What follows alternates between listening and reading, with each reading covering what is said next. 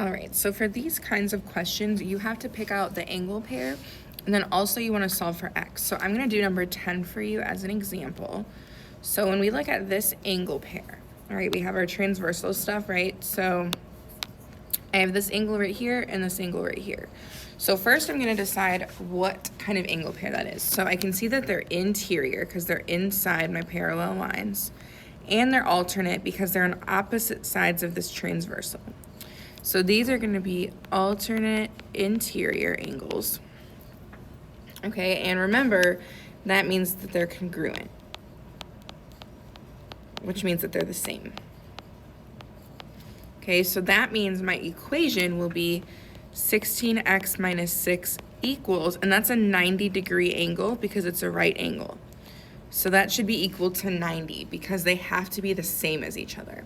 So then I'll solve my equation. So I'm going to add 6 to both sides to get rid of the constant.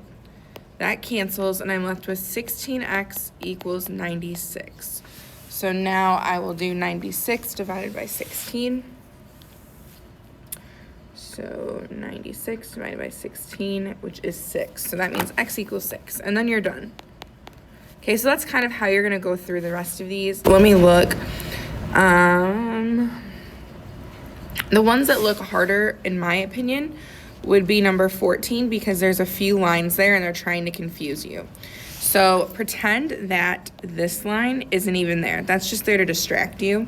So when I'm looking here, I have these 4 angles and I have, let me switch the color, these 4 angles. So this is just like if we labeled it 1, 2, 3, 4, 5, 6, 7, 8.